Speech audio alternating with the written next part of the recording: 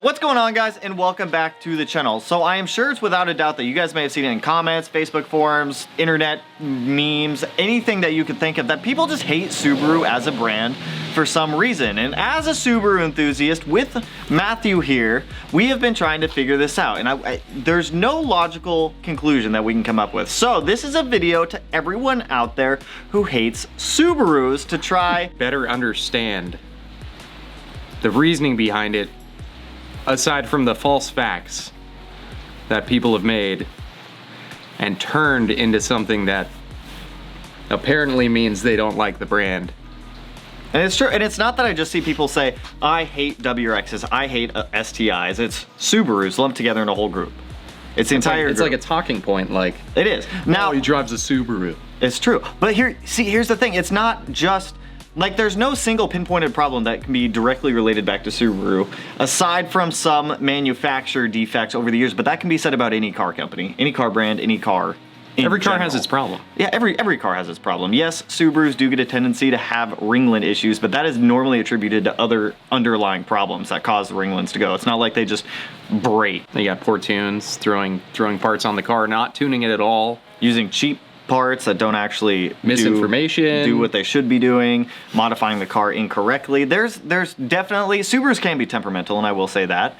There's definitely a right way and a wrong way to modify a Subaru, and there's a lot of misinformation, as Matt said, out there that kind of directs people to lead down the path of incorrect modification. But a lot of the stuff that I see people, their reasoning of why they hate Subarus, head gaskets.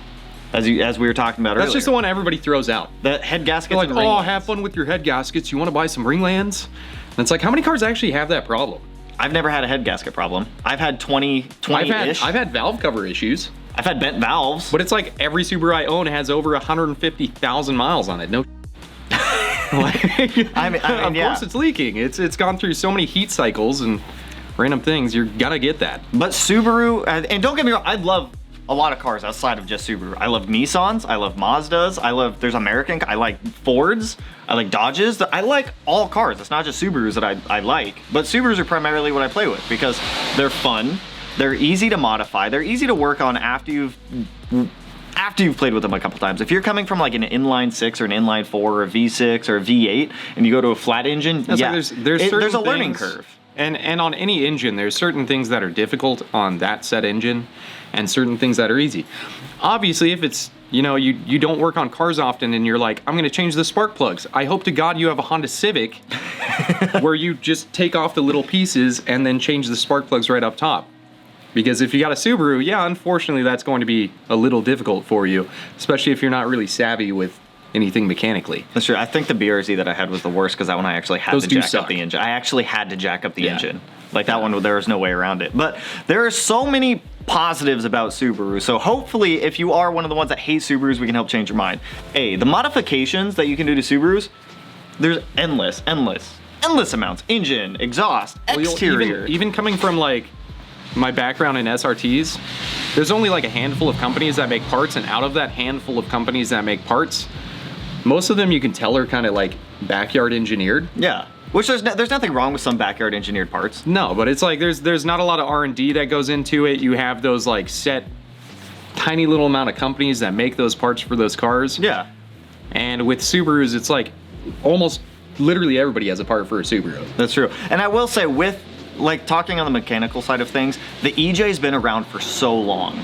Yes, it is, some people would call it a tired engine or overused engine, but one of the benefits that it's been around for so long is so much R&D has gone into the EJ because it's been around for so long. So you've got so much information like packed into these parts that companies are making for these cars that it's proven at this point, like, hey, these parts, there has been 15 years. Yeah, there's like a set formula to make the power you want, or the reliability you want. And some people do get into Subarus, and I will say that these cars they're not cheap to make go fast in a straight line.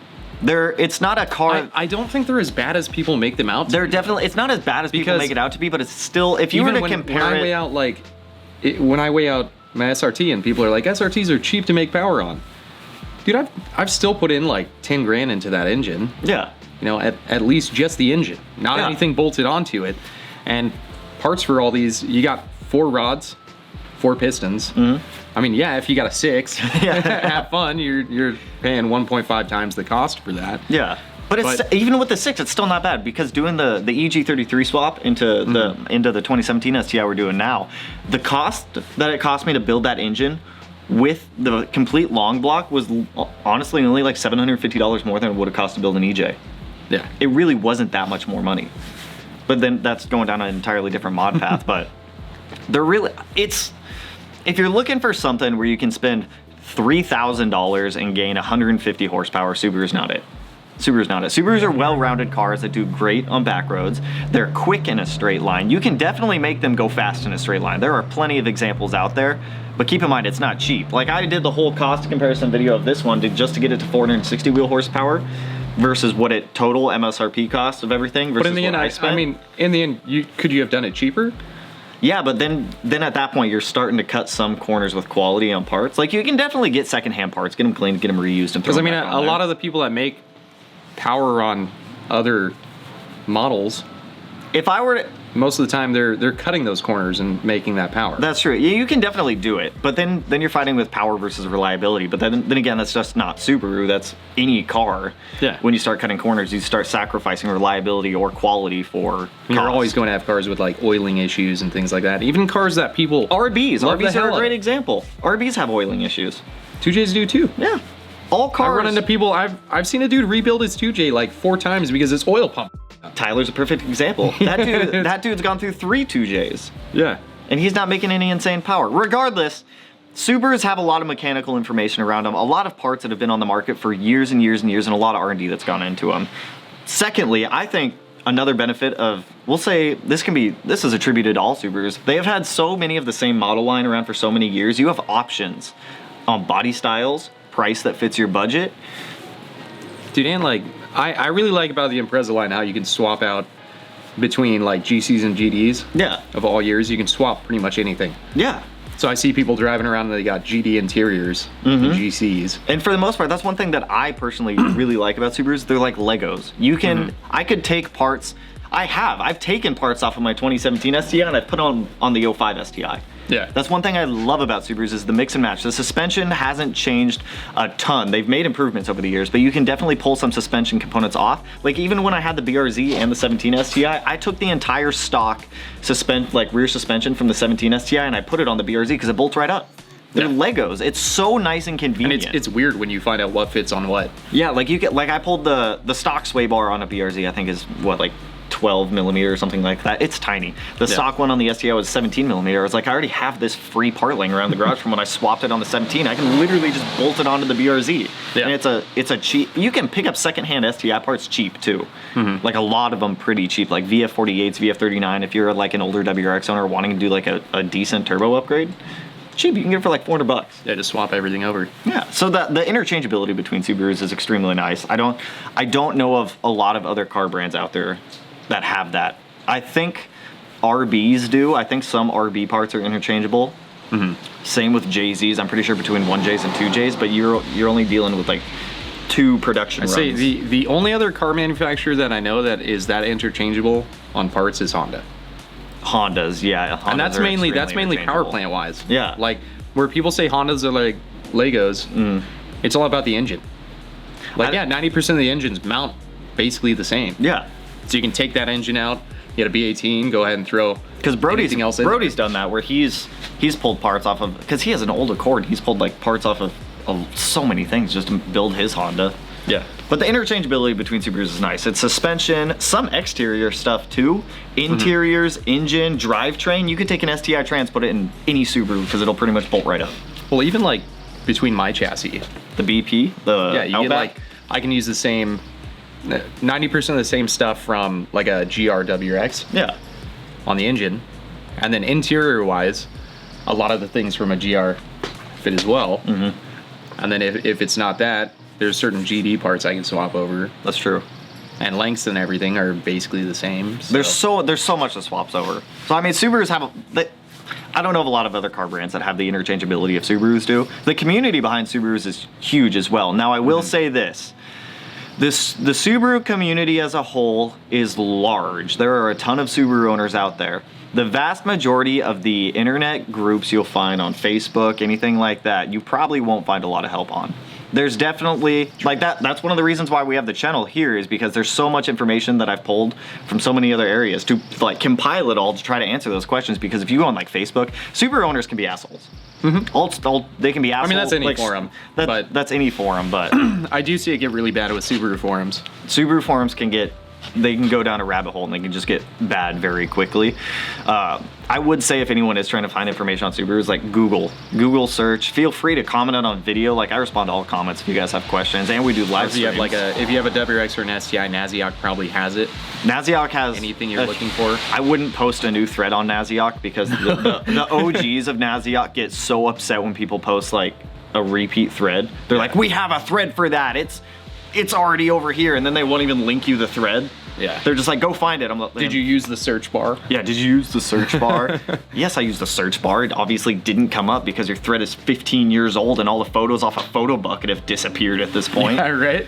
That's the most annoying part. You go on these old forums and you try to look at like photos someone's uploaded, and it's like, no. A photo bucket has removed this photo because the user deleted their account 30 years ago. I'm like, thanks. Yeah. But there's so much information on Subarus. Just take a little bit of time. If you have just a general question, like I don't mind answering it if you comment on a video. Like I've got so many videos out there covering I feel like basically everything. I'm sure there's a couple topics I haven't touched on quite yet, but tons of information out there with Subarus. Another one we were talking about earlier was people hate Subaru as a brand.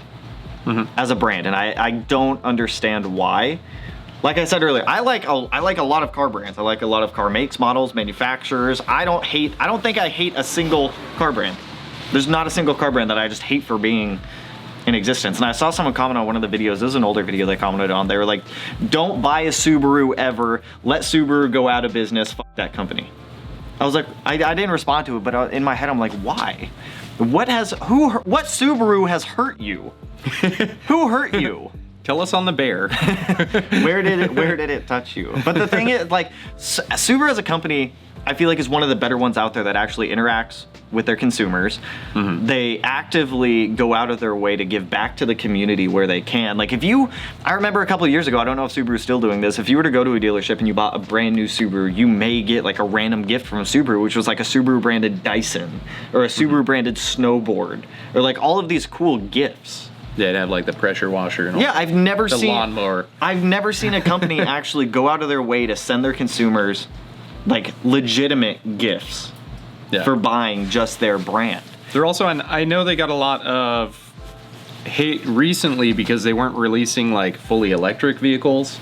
And they asked Tom Dahl, like, why aren't you releasing a fully electric vehicle? Yeah. And he basically just said, although that's cool and everything, we don't think that technology's really where we want it right now to release. But as far as anything green that the company does, their manufacturing plant in Indiana is zero landfill. They give back to the community, like we've said. Yeah, they're environmentally friendly. They give back to the community. They actually set up a program to get the Super Ambassador program. I know I was a part of it years ago when it was like just launched and I applied and everything like that, which was cool because they'd give you like these credits where you could go onto their website, you fill it out, you're like, hey, I went to a couple meets, I talked to a couple people, try to help them get into Subarus and whatnot, and they would give you a credit to buy Subaru merchandise or gear. Yeah. And then you could give it out to people, you could keep some of it. I don't know, I thought that was a cool little thing. I've never seen another car brand do that, where they have community-based ambassadors to go out of their way. And people do it willingly. People go out of their way willingly. Yeah. I mean, people like it. People like the brand that much that they sign up for it. And it can be... And it's like fulfilling to them in some way. I guess in a way it could be considered kind of cultist. Like, I will say Subaru is kind of cultist. I wouldn't say that. You wouldn't say Subaru is kind of cultist? No, I think they just like getting the community involved. I can see that. Overall, I mean, I just don't understand why people hate it as a brand. Like, they're good cars. They are reliable. I will say, with the 20 Subarus I've ever had, I killed one. One of the engines died, and that was my own fault for pushing it too far and modifying it incorrectly. That was the 07 STI. Yeah. I didn't go out of my way, but I didn't have enough information at the time to modify the car correctly, and that is the only one that ever died. And I've got a blown up one right now, but that thing was already blown up. You bought it blown up. We don't know the full history. It lasted 2 years basically being dead. It did. With a rod knock, it still drove for 2 years. Yeah. Which is impressive. Yeah. I will give it that. But overall, I mean, I've never fully understood why some people just target, even just not even talking about Subaru, why some people just target a single car brand and they hate that brand. Well, it's like the fight between if you're into domestic vehicles, you can only like Chevy or Ford or Dodge. I mean, I understand there's a rivalry, like the Subaru versus Mitsubishi rivalry. I understand the rivalry. They were competing cars with one another, but that doesn't. I still want an Evo. I'd still love to own an Evo 8 or 9 one day, and I still look online for them for sale. I can't afford a $40,000 2006 yeah, their Evo prices 9. have really gone up. But I mean, I don't hate Mitsubishi. I don't hate Evo owners. I like Evos. If I could afford an Evo and this STI, well, I guess both the STIs at this point, I'd It's get essentially just two different cars that were built differently to do the same thing. Yeah. Like I don't hate the other one just because it's the other brand. I like them. Yeah. If I could get one, I'd get one. It's just Subarus, it's the interior in Subarus that really got it for me. Initially for Subaru versus Mitsubishi, because I felt like the interior in the Subaru was a lot more bland. It is a little bit of a bland interior. Love the drivetrain, love the engine, I love the styling of the car. The interior needs a little bit of love. Just a little bit of love, but even with like Japanese or German, or I guess it would be European and domestic market here, I don't hate a single one. Like, no. Like, there's definitely owners of each category that I dislike, just because they may be a little dislikable. But yeah, I don't know. Overall, I think Subaru is a great cars. I don't understand why, and I don't think I'll ever understand why people just hate them to hate them. But hopefully, if you're someone who hates Subarus and you watch this video, hopefully we were able to persuade you or change your mind a little bit, or give you a new perspective of thinking. Potentially, but I think on this little podcast thing. I guess it's more like a podcast style video. It's a different style video. I've never really done it before. It's a sit and talk. It's a lazy Sunday. It's a chill day. It's a chill day. But anyways, that's all we got for you guys on this one. If you guys have any other reasons of why you guys may think people hate Subarus, or if you're one of the ones who just dislike Subarus, let us know down in the comments. Just let us know why. Like, as long as it's a valid reason, not just be like, I hate Subarus because they have a badge with stars on them and that angers me. Like, come on, that's not a real reason. They're like, their cars and they're all-wheel drive and that's all they talk about. That's not a real reason. But if there's any other major talking points that you think we missed, feel free to throw them down in the comments also. Like, maybe someone will stumble across this video one day and be like, wow, you know what? I still hate Subaru, but I hate them a little less now.